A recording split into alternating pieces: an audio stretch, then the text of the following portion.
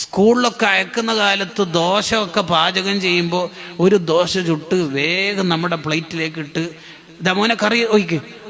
അപ്പോൾ ഉമ്മ ഇങ്ങനെ നടന്നിട്ട് ചുടുമ്പോൾ വിഷമാകുന്നല്ലോ. എന്ത് വിഷമൂടാ? അതിൻ്റെ ഇടയിൽ കാലിന് വേദന ഉണ്ടാവും, നടുവേദന ഉണ്ടാവും. എന്നാൽ എത്ര ദോശയാണ് നമ്മളെ കൊണ്ട് തിന്നിപ്പിച്ചത് ഉമ്മ. എന്നിട്ട് കളിച്ച് ഗ്രൗണ്ടിൽ നിന്ന് വരുമ്പോൾ ഉമ്മ തിന്നാൻ വിചാരിച്ച് 2 ദോശയോ പത്തിരിയോ പത്തലോ അവിടെ ഉണ്ടാവും.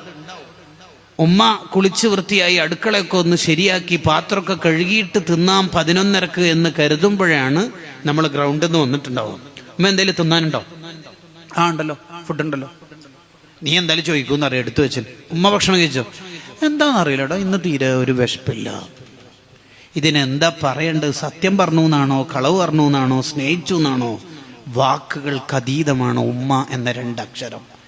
വ്യാഖ്യാനങ്ങൾക്കും അപ്പുറത്താണ് ഉമ്മ എന്ന അക്ഷരം തന്നെ.